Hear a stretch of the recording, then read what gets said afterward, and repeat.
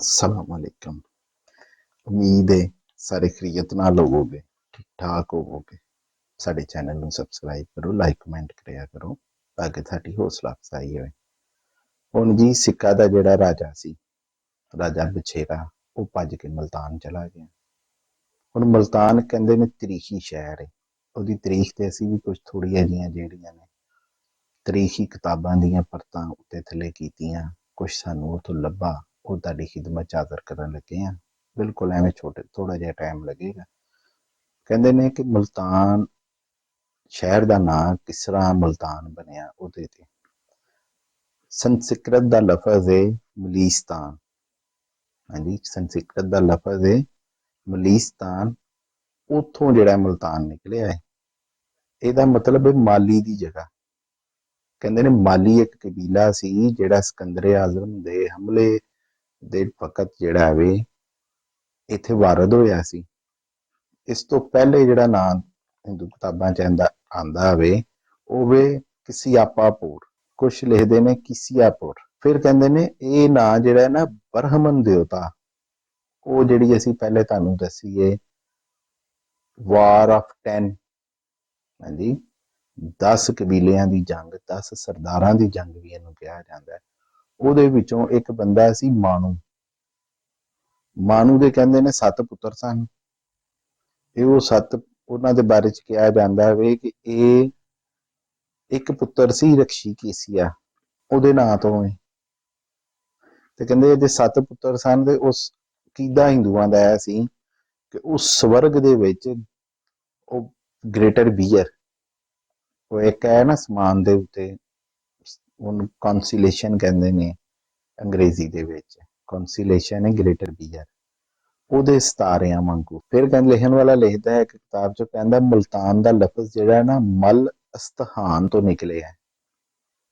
ਇਹਦਾ ਮਤਲਬ ਹੈ ਸੂਰਜ ਦੇਵਤਾ ਦੀ ਰਹਿ। ਫਿਰ ਇਹ ਜਿਹੜਾ ਵੇ ਪਹਾੜ ਤੇ ਲਹਿੰਦੇ ਵਾਲੇ ਪਾਸੇ ਹਿੰਦੁਸਤਾਨ ਦੇ ਬੁੱਧ ਜਿਹੜੇ ਲੋਕ ਨੇ ਜਿਹੜੇ ਸਫ਼ਰ ਕਰਦੇ ਹੁੰਦੇ ਸਨ, ਇਹ ਉਹਨਾਂ ਦਾ ਮਰਕਜ਼ੀ ਇਲਾਕਾ ਸੀ। ਜਿਹੜੇ ਅਰਬ ਜੁਗਰਾਫੀਆਦਾਨ ਨੇ ਉਹਨਾਂ ਨੇ ਆ ਲਿਖਿਆ ਵੇ ਕਿ ਬਨੂ ਸੁਮਾਹਨਰ ਦੇ ਹਕੂਮਤ ਜਿਹੜੀ ਹੈ ਇਸ ਇਲਾਕੇ 'ਚ ਰਹੀ ਹੈ।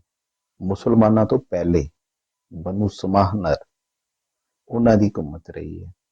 ਹੁਣ ਇਹ ਗੱਲ ਮੰਨਣ ਜਾਂਦੀ ਹੈ ਕਿ ਜੀ ਸੂਰਜ ਦੇਵਤਾ ਦੀ ਰਾਮਗਾਹ ਮੁਲਤਾਨ 'ਚ ਗਰਮੀ ਵਾਹਵਾ ਹੁੰਦੀ ਹੈ ਨਾ, ਇਸ ਵਜ੍ਹਾ ਤੋਂ ਹੋ ਸਕਦਾ ਉਹਨਾਂ ਨੇ ਉਸ ਜ਼ਮਾਨੇ 'ਚ ਇਹ ਸੂਰਜ ਦੇਵਤਾ ਦੀ ਜਗ੍ਹਾ ਕਰ ਦਿੱਤੀ ਹੋਏ। ਇੱਥੇ ਕਹਿੰਦੇ ਨੇ ਬਹੁਤ ਵੱਡੇ ਵੱਡੇ ਮੰਦਿਰ ਸਨ ਪੁਰਾਣੇ, ਹਜ਼ਾਰਾਂ ਸਾਲ ਪੁਰਾਣੇ, ਜਿੱਥੇ ਲੋਕ ਆ ਕੇ ਸੋਨਾ ਚਾਂਦੀ ਹੋਰ ਮਾਲ ਸ਼ਾਲ ਕੁਰਬਾਨੀਆਂ ਸ਼ਰਬਾਨੀਆਂ ਦੇਣਾ, ਹਾਂਜੀ, ਬਲੀਆਂ ਚੜਾਉਣਾ, ਇਹ ਸਾਰਾ ਕੁਝ ਕਰ।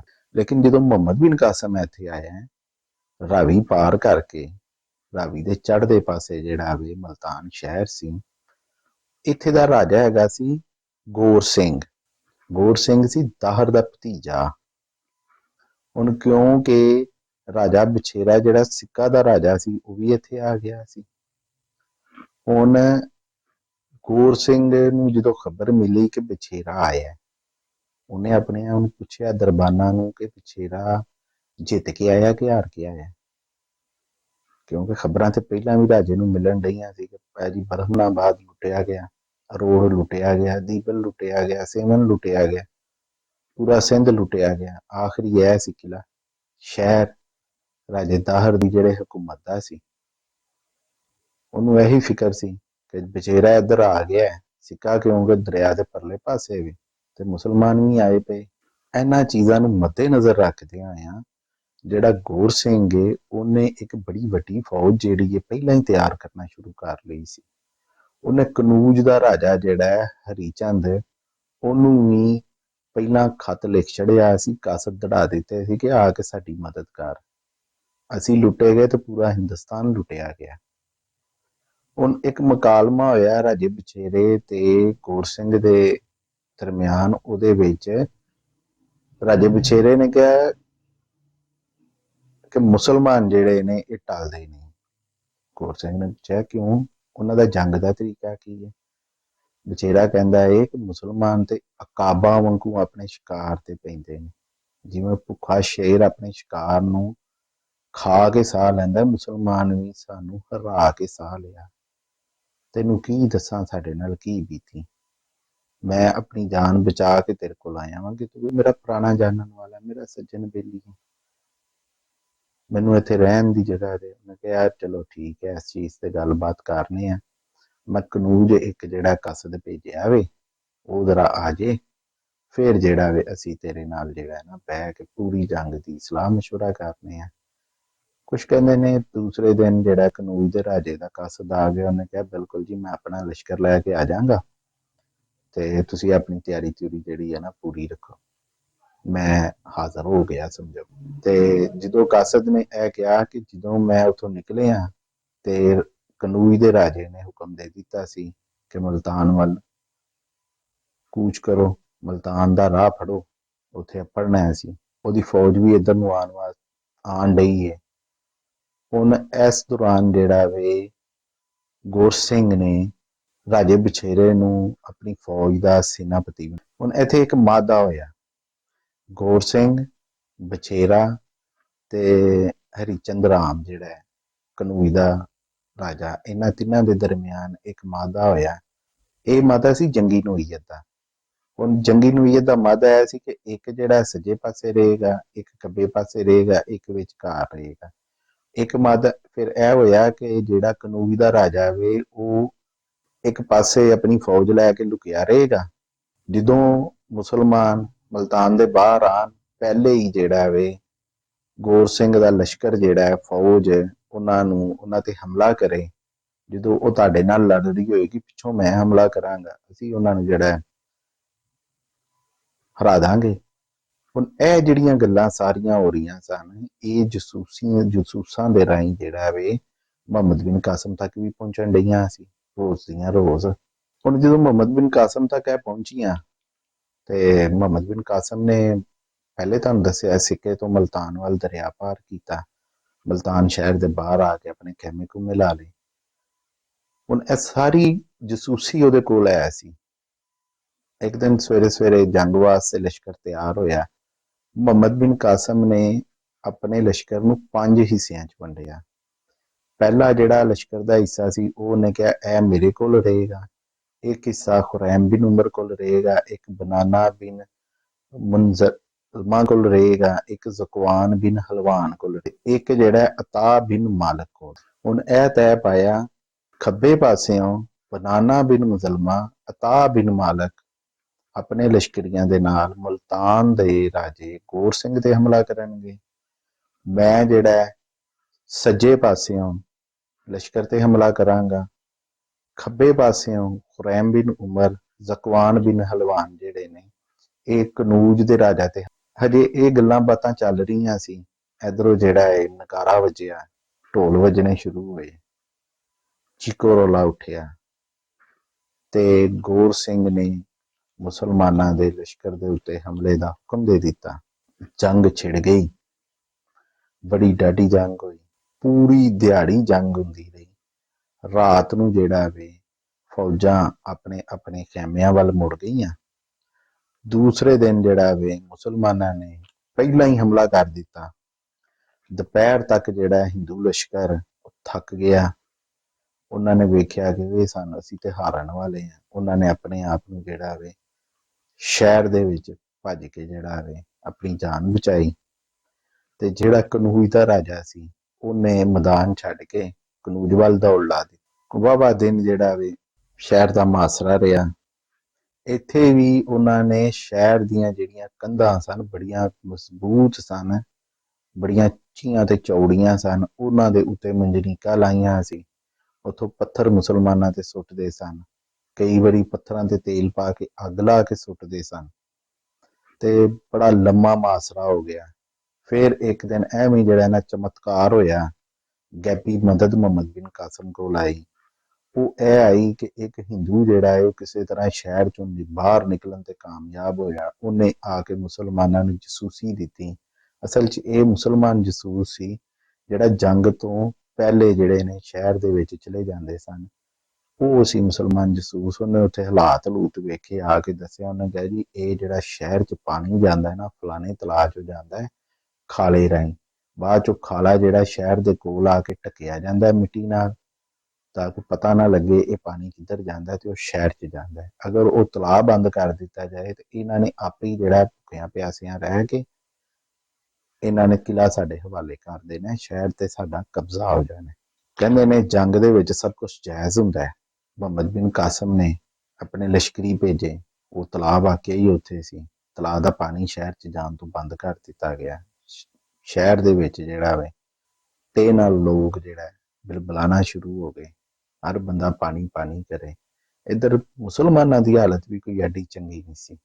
ਹੋਇਆ ਇਹ ਕਿ ਇਹਨਾਂ ਦੇ ਜਿਹੜੇ ਘੋੜੇ ਸਨ, ਊਂਟ ਸਨ, ਜੰਗ ਵਿੱਚ ਜਿਹੜੇ ਜਾਨਵਰ ਇਸਤੇਮਾਲ ਹੁੰਦੇ ਸਨ, ਉਹਨਾਂ ਦੇ ਪੱਠੇ ਮੁੱਕ, ਮੁਸਲਮਾਨਾਂ ਕੋਲੋਂ ਅੰਨ ਅਨਾਜ ਮੁੱਕ ਗਿਆ, ਖਾਣ ਨੂੰ ਕੁਛ ਨਹੀਂ ਰਹਿ ਗਿਆ। ਲੇਕਿਨ ਮੁਸਲਮਾਨਾਂ ਨੇ ਮੁਆਸਰਾ ਨਹੀਂ ਛੱਡਿਆ, ਡਟੇ ਰਹੇ।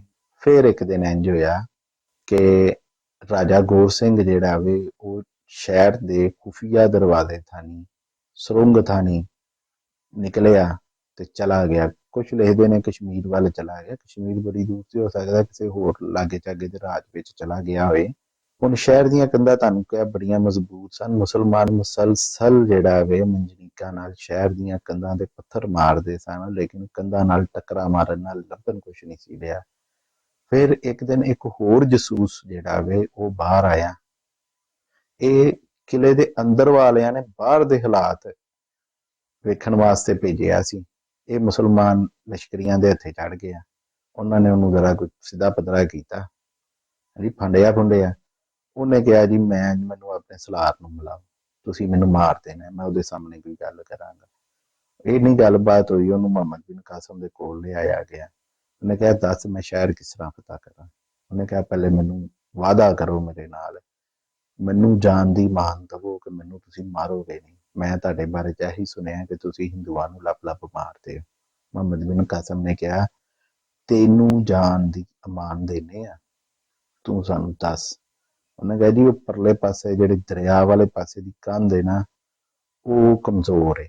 ਬਾਕੀ ਤਿੰਨ ਪਾਸਿਆਂ ਵਾਲੀਆਂ ਜਿਹੜੀਆਂ ਕੰਧਾਂ ਨੇ ਉਹ ਬੜੀਆਂ ਡਾਢੀਆਂ ਨੇ। ਉਹ ਕਮਜ਼ੋਰ ਜਿਹੜੀ ਹੈ ਉਹਦੇ ਤੇ ਤੁਸੀਂ ਅਗਰ ਹਮਲਾ ਕਰੋ, ਉਹਦੇ ਤੇ ਪੱਥਰ ਸੁੱਟੋ, ਹੋ ਸਕਦਾ ਢਹਿ ਜੇ। ਲੋ ਜੀ ਲੋ ਜੀ ਐਸੇ ਤਰ੍ਹਾਂ ਹੀ ਕੀਤਾ। ਦਰਿਆ ਵਾਲੇ ਪਾਸੇ ਮੁਹੰਮਦ ਬਿਨ ਕਾਸਮ ਨੇ ਮੰਜਨੀਕਾਂ ਲਵਾਈਆਂ। 2-3 ਦਿਨ ਕੰਧ ਦੇ ਉੱਤੇ ਪੱਥਰ ਸੁੱਟੇ ਗਏ, ਦਿਨ ਰਾਤ ਇੱਕ ਕਰਕੇ, ਤੇ ਸ਼ਹਿਰ ਦੀ ਕੰਧ ਢਹਿ ਪਈ। ਮਜ਼ੀਦ ਉਹਨੂੰ ਜਿਹੜਾ ਹੈ ਖੁੱਲਾ ਕੀਤਾ ਗਿਆ ਤੇ ਮੁਸਲਮਾਨ ਲਸ਼ਕਰੀਆਂ ਨੂੰ ਹੁਕਮ ਦਿੱਤਾ ਗਿਆ ਕਿ ਸ਼ਹਿਰ ਚ ਵੜ ਜਾਓ। ਹੁਣ ਸ਼ਹਿਰ ਦੇ ਵਿੱਚ ਜਿਹੜਾ ਵੇ ਰਾਜਾ ਵਿਛੜਾ ਜਿਹੜਾ ਵੇ ਉਹ ਸੀ, ਉਹਨੇ ਆਪਣੇ ਸਿਪਾਹੀਆਂ ਕੋਲੋਂ ਹਲਫ ਲਿਆ ਸੀ ਕਿ ਹਰ ਹਾਲ ਦੇ ਵਿੱਚ ਅਸੀਂ ਜਿਹੜਾ ਵੇ ਨਾ ਸ਼ਹਿਰ ਨੂੰ ਬਚਾਣਾ ਹੈ ਮੁਸਲਮਾਨਾਂ ਕੋਲੋਂ। ਬੜੀ ਖੌਫਨਾਕ ਜੰਗ, ਕੋਈ ਐਸਾ ਨਹੀਂ ਸੀ ਜਿਹਨੇ ਮੁਸਲਮਾਨਾਂ ਦੇ ਖਿਲਾਫ ਮਜ਼ਾਮਤ ਨਾ ਕੀਤੀ। ਆਖਰਕਾਰ ਕੋਈ ਕਹਿੰਦਾ 1.5 ਦਿਨ ਦੀ ਜੰਗ ਜਿਹੜੀ ਸ਼ਹਿਰ 'ਚ ਕੀਤੀ ਗਈ, ਉਹਦੇ ਤੋਂ ਬਾਅਦ ਮੁਲਤਾਨ ਸ਼ਹਿਰ ਦੇ ਵਿੱਚ ਫਤਹ ਪਾਈ ਗਈ। ਜਦੋਂ ਫਿਰ ਮੁਸਲਮਾਨਾਂ ਨੇ ਤਲਾਸ਼ੀਆਂ ਲੈਣੀਆਂ ਸ਼ੁਰੂ ਕੀਤੀਆਂ, ਪਤਾ ਲੱਗਾ ਜੀ ਫਲਾਣਾ ਮੰਦਰ ਜਿਹੜਾ ਵੇ ਉਹਦੇ 'ਚ ਉਹ ਮਾਲ ਲੱਭੋ। ਮੁਸਲਮਾਨ ਖੋਜੀ ਜਿਹੜੇ ਨੇ ਉਹ ਮਾਲ ਲੱਭਣ ਵੱਲ ਲੱਗ ਗਏ ਤੇ ਜਦੋਂ ਖਜ਼ਾਨੇ ਦੇ ਬੂਹੇ ਖੁੱਲੇ, ਖਜ਼ਾਨਾ ਲੱਭਿਆ। ਇਹ ਖਜ਼ਾਨਾ ਹਿੰਦੁਸਤਾਨ ਦੇ ਜਿਹੜਾ ਸਿੰਧ ਹੈ ਉਹਦੇ ਸਭ ਤੋਂ ਵੱਡੇ ਖਜ਼ਾਨਿਆਂ ਚੋਂ ਖਜ਼ਾਨਾ ਸੀ। ਇਹ ਖਜ਼ਾਨੇ ਦਾ ਇੱਕ ਹਿੱਸਾ ਜਿਹੜਾ ਹੈ ਮੁਹੰਮਦ ਬਿਨ ਕਾਸਮ ਨੇ ਆਪਣੀ ਫੌਜ ਵਾਸਤੇ ਰੱਖਿਆ, ਇੰਤਜ਼ਾਮ ਵਾਸਤੇ ਰੱਖਿਆ। ਬਾਕੀ ਜਿਹੜਾ ਸਾਰਾ ਹੈ ਉਹ ਇਰਾਕ 'ਚ ਬੈਠੇ ਹਜਾਜ ਬਿਨ ਯੂਸਫ ਨੂੰ ਭੇਜਿਆ। ਹਜਾਜ ਬਿਨ ਯੂਸਫ ਨੇ ਇਹ ਖਜ਼ਾਨਾ ਮੁਸਲਮਾਨਾਂ ਦੇ ਖਲੀਫਾਤੁਲ ਮੁਸਲਿਮੀਨ ਜਿਹੜੇ ਨੇ ਵਲੀਦ ਬਿਨ ਅਬਦੁਲ ਮਾਲਕ ਉਹਨਾਂ ਕੋਲ ਭੇਜਿਆ। ਉਹ ਵੇਖ ਕੇ ਬੜਾ ਖੁਸ਼ ਹੋਇਆ। ਕੁਛ ਕਹਿੰਦੇ ਨੇ ਕਿ ਇਸ ਜੰਗੀ ਮੁਹਿੰਮ ਦੇ ਉੱਤੇ 2 ਕਰੋੜ ਦਿਰਹਮ ਜਿਹੜੇ ਨੇ ਉਹ ਲੱਗੇ ਸਨ, ਲੇਕਿਨ ਜਿਹੜਾ ਮਾਲੇ ਗਨੀਮਤ ਇਕੱਠਾ ਹੋਇਆ ਉਹ 10 ਕਰੋੜ ਦਿਰਹਮ ਸੀ। ਇਹ ਲਿਖਿਆ ਜਾਂਦਾ ਕਿਤਾਬਾਂ ਦੇ ਵਿੱਚ, ਇਸ ਲਈ ਇਹਦਾ ਜ਼ਿਕਰ ਕਰਨਾ ਲਾਜ਼ਮੀ ਸੀ। ਹੁਣ ਮੁਲਤਾਨ ਸ਼ਹਿਰ ਦਾ ਇੰਤਜ਼ਾਮ ਸੰਭਾਲ ਕੇ ਮੁਹੰਮਦ ਬਿਨ ਕਾਸਮ ਨੇ ਛੋਟੇ ਛੋਟੇ ਜਿਹੜੇ ਲਸ਼ਕਰੇ ਨੇ ਆਪਣੇ, ਉਹਨਾਂ ਨੂੰ ਕੋਈ ਸੱਜੇ ਖੱਬੇ ਜਿਹੜੇ ਕੋਈ ਛੋਟੇ ਛੋਟੇ ਪਿੰਡ ਸਨ ਉਧਰ ਭੇਜੇ। ਇੱਕ ਖਤ ਉਹਨੇ ਹਰੀ ਚੰਦ ਨੂੰ ਵੀ ਲਿਖਿਆ, ਕਨੂਈ ਦੇ ਰਾਜੇ ਨੂੰ, ਕਿ ਬੰਦੇ ਦਾ ਪੁੱਤਰ ਬਣ ਜਾ, ਤੂੰ ਤੀਜੀ ਵਾਰੀ ਸਾਡੇ ਨਾਲ ਜੰਗ ਕੀਤੀ ਹੈ, ਸੁਲ੍ਹਾ ਕਰ ਲੈ, ਸਾਡੇ ਖਲੀਫੇ ਦੀ ਇਤਾਅਤ ਕਰ ਲੈ, ਤੇਰੀ ਹਕੂਮਤ ਵੀ ਬਚੀ ਰਹੇਗੀ, ਤੇਰੀ ਜਾਨ ਵੀ ਬਚੀ ਰਹੇਗੀ। ਇਸ ਤੋਂ ਬਾਅਦ ਤਰੀਖ ਖਾਮੋਸ਼ ਹੋ ਜਾਂਦੀ ਹੈ। ਕੁਝ ਕਹਿੰਦੇ ਨੇ ਕਿ ਹਜਾਜ ਬਿਨ ਯੂਸਫ ਦੀ ਮੌਤ ਤੋਂ ਪਹਿਲੇ ਵਲੀਦ ਬਿਨ ਅਬਦੁਲ ਮਾਲਿਕ ਦੀ ਮੌਤ ਹੋ ਗਈ ਤੇ ਮੁਹੰਮਦ ਬਿਨ ਕਾਸਮ ਨੂੰ ਹਰ ਤਰ੍ਹਾਂ ਦੇ ਜਿਹੜੇ ਨੇ ਇੰਤਜ਼ਾਮਾਤ ਬੰਦ ਕਰਨੇ ਪਏ ਜੰਗ ਦੇ ਮੁਤਲਕ, ਤੇ ਉਹਨੂੰ ਵਾਪਸ ਜਿਹੜਾ ਵੇ ਪਾਇਆ ਤਖਤ ਬੁਲਾ ਲਿਆ ਗਿਆ, ਖਲੀਫਾ ਕੋਲ ਬੁਲਾ ਲਿਆ ਗਿਆ। ਤੇ ਇਸ ਤਰ੍ਹਾਂ ਮੁਹੰਮਦ ਬਿਨ ਕਾਸਮ ਦੀ ਜਿਹੜੀ ਸਿੰਧ ਨੂੰ ਫਤਿਹ ਕਰਨ ਦੀ ਮੁਹਿੰਮ ਸੀ, ਹਿੰਦੁਸਤਾਨ ਨੂੰ ਫਤਿਹ ਕਰਨ ਦੀ ਮੁਹਿੰਮ ਸੀ, ਉਹ ਪੰਜਾਬ ਦੇ ਸ਼ਹਿਰ ਮਲਤਾਨ ਚ ਆ ਕੇ ਖਤਮ ਹੋਈ। ਉਹ ਵਾਪਸ ਹੋਇਆ ਆਪਣੇ ਖਲੀਫਾ ਦੇ ਦਰਬਾਰ ਚ, ਤੇ ਮੁਸਲਮਾਨ ਜਿਹੜੇ ਨੇ ਉਹ ਬਕਾਇਦਾ ਪੰਜਾਬ ਦੇ ਵਿੱਚ ਆ ਕੇ ਬਹਿ ਗਏ। ਇਹ ਜਾਣ ਤੋਂ ਪਹਿਲੇ ਮੁਹੰਮਦ ਬਿਨ ਕਾਸਮ ਨੇ ਆਪਣੇ ਕੁਝ ਨਾਇਬ ਜਿਹੜੇ ਸਨ, ਆਪਣੇ ਲਸ਼ਕਰ ਚ ਕੁਝ ਬੰਦੇ, ਉਹਨਾਂ ਨੂੰ ਕੁਝ ਇਲਾਕੇ ਜਿਹੜੇ ਨਾ ਦਿੱਤੇ। ਕਹਿੰਦੇ ਨੇ ਮਲਤਾਨ ਦੇ ਵਿੱਚ ਦਾਊਦ ਬਿਨ ਨਸਰ ਨੂੰ ਅਮੀਰ ਬਣਾਇਆ, ਇਬਨ ਅਲ ਮਾਲਕ ਤਮੀਮੀ ਨੂੰ ਬਰਹਮਨਾਬਾਦ ਦਾ ਬਣਾਇਆ, ਅਕਰਮਾ ਬਿਨ ਰਿਆਨ ਨੂੰ ਮਲਤਾਨ ਦੇ ਆਸੇ ਪਾਸਿਆਂ ਦਾ ਹੁਕਮਰਾਨ ਬਣਾਇਆ, ਅਹਿਮਦ ਬਿਨ ਅਤਬਾ ਜਿਹੜਾ ਉਹਨੂੰ 18 ਔਰ ਕਰੋੜ, ਕਹਿੰਦੇ ਨੇ ਕਿ ਇਹ ਕਰੋੜ ਪੱਕੇ ਦਾ ਇਲਾਕਾ ਹੈ ਲੇਕਿਨ ਉਹ ਕਰੋੜ ਨਾ ਸੀ, ਉੱਥੇ ਦਾ ਬਣਾਇਆ, ਕਨੂਜ। ਇਹ ਸਾਰੇ ਇੰਤਜ਼ਾਮ ਉਹਨੇ ਜਾਣ ਤੋਂ ਪਹਿਲੇ ਜ਼ਿੰਮੇਦਾਰੀਆਂ ਲਾਈਆਂ। ਮੁਹੰਮਦ ਬਿਨ ਕਾਸਮ ਦੀ ਖਤਮ ਹੋਈ। ਅਗਲਾ ਸਿਲਸਿਲਾ ਅਗਲੀ ਗੱਲ ਕਰਾਂਗੇ। ਆਪਣਾ ਖਿਆਲ ਰੱਖੋ, ਚੈਨਲ ਨੂੰ ਸਬਸਕ੍ਰਾਈਬ ਕਰੋ। ਰੱਬ